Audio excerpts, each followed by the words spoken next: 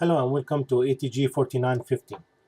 In this session, we are going to address the product manuals and the assembly documents. There are certain documents or certain manuals that should be associated with the product. First of all, let's understand why do I need to produce some of the products that we need. The first document that we should include is the user document or user manual. And the reason for a user manual is to help users of the users of your product to know how to use it. You know, just telling them the process or the steps needed to use a product that will decrease the support that you need, and that will decrease the cost of support for your users. It can be actually used as a marketing material, marketing tool. When they see that it's easy to use, it's functioning as intended, then more people will be attracted to use it. And that will improve overall company's image because there are no complaints, people are happy with the product, and it's easy to use. So the user manual will assist the users, your users, to know how to do it, to know how to use it. That will reduce even, the number of times that this item will break with them.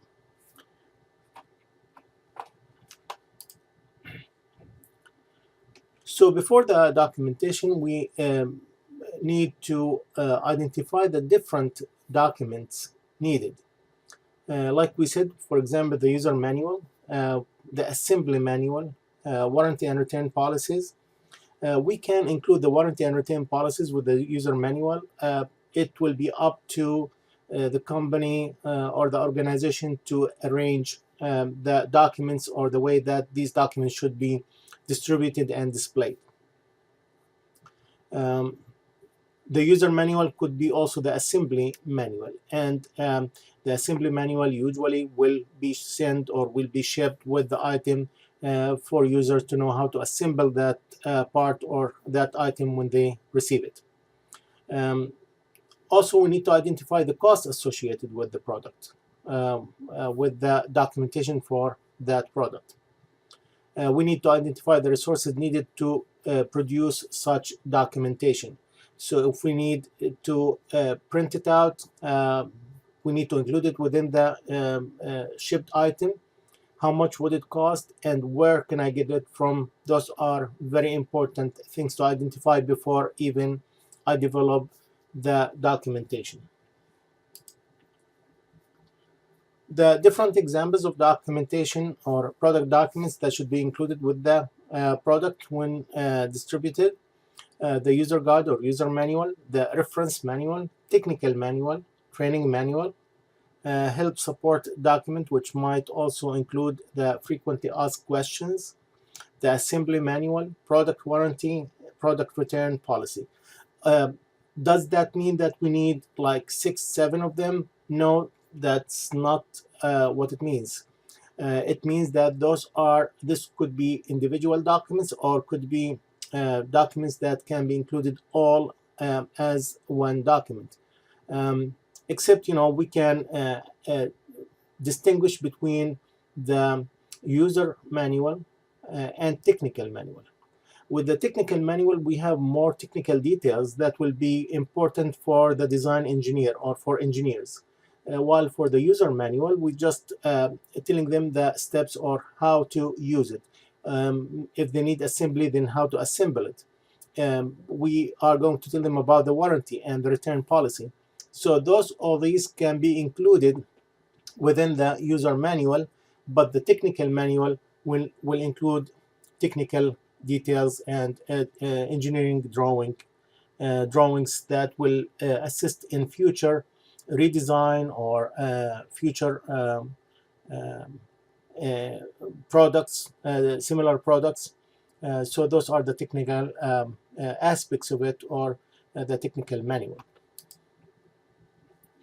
The user guide is a task-based document that explains how to use the product. It can contain the operating instructions if you need to operate that product. It includes also the maintenance that's needed. Now remember, if you maintain the item, it will stay longer, so maintenance is very important. The technical description, just a description of how would that work. Some flowcharts, some drawings and diagrams, but not technical diagrams, not engineering drawings. So just drawings that will show us the different parts. For example, if I need to include an assembly steps, step by step, I need to tell them about the different parts that are included within the box or in the box, and which one goes with the other. It might have full information about all the tasks that user do or user need to do with that item, all the functions, everything that can item or product provide for them. It can be provided electronically or on it can be paper. If it's electronically, like on a CD or via email or flash drive, that will be cheaper than the paper documentation. So it depends on what kind of method will be used to deliver that. But recently everybody is doing it electronically. The reference manual is a document that explains the different parts of the product. So a reference manual answers the question, what is X? What is this product? What does it do? It might have detailed information about the product, like specifications or different aspects or characteristics of that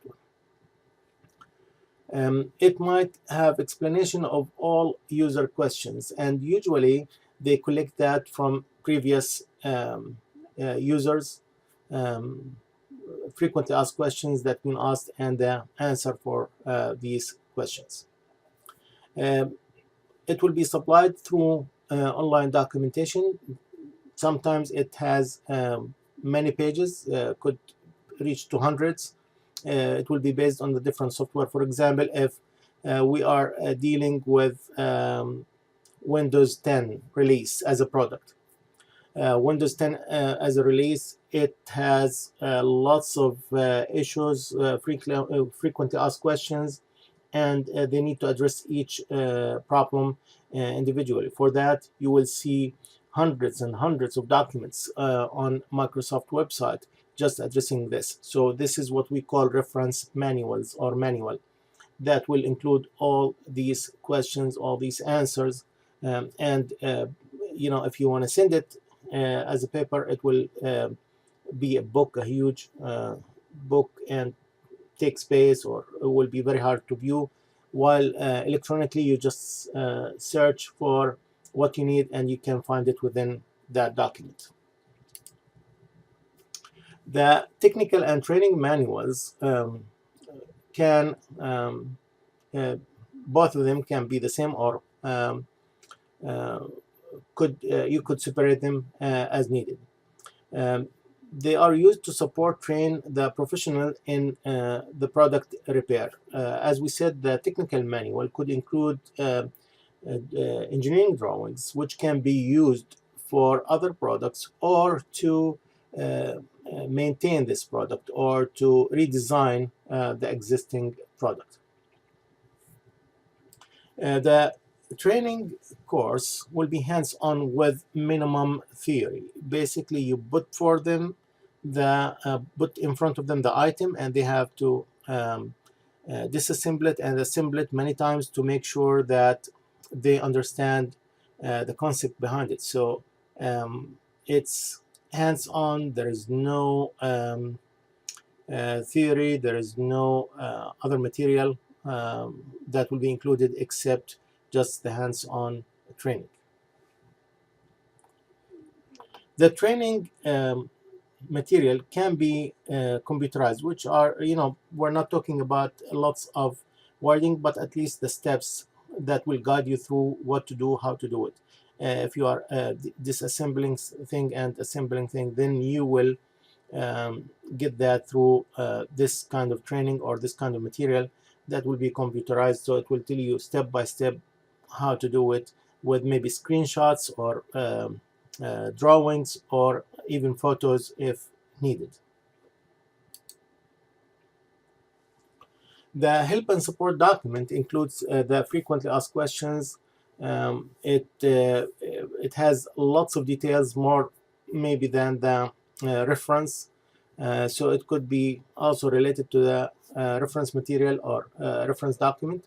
Most of the help document will be provided online due to their continuous changes and the huge size, as we said. So references or reference material or reference documentation and the help and support documentation are huge. It includes lots of questions. That's why it's better to have it online and with queries and databases to ease the search instead of having it on paper and printing a huge booklet or documentation for that. The assembly document includes instructions step by step on how to assemble the product. It includes the warning and basic, any warnings that should be included, and the basic assembly principles. It will include the tools that you need to assemble that product. It will include a list of the parts that are used to build that product, and then the steps by steps with instructions and photos on what to do. Then there is a final photo for the product, so you will know how would it look like when it's done. Um, the instructions can be in different languages. If you look at some of the products, you will see that they have a manual included or assembly manual included that's in English, Spanish, Chinese, and other languages. So all that will, again, it's part of the customer service that will assist in knowing how to assemble products. So it's good to have these in as a part of the evaluation for the deliverables for a product that that is considered as good customer service. The warranty is an assurance by the product manufacturer company to the end user that the product will function as promised, and that will give high credit for the company. It will give a good reputation, and it will increase sales because of the trust that will be established between the customer and the company. The warranty will include the specific features stated in the user manual. This is what the product will do or will work as or will function. Anything that's not within those guidelines, then it will not function or it will not do it. So by doing this, actually you are explaining for the users what would work with them with that product, what will not work. Any product that will fail within these claims or these functions, then the end user can seek like lawsuit or can ask for any money back for that remedy. But other than that, if the function is not described, if it's not included within the warranty, then the user cannot claim that or cannot ask for any remedy for that. The return policy is defined as the rules or standards for returning a product that will be established by the organization. Could be return, could be exchange, and mostly it will be related to defective merchandise. Um, the return policy are extensions of the customer service retailers that will provide the trust and confidence that this product will work as intended. It differs by the product and from one company to another. So every company has their own return policy. They have their own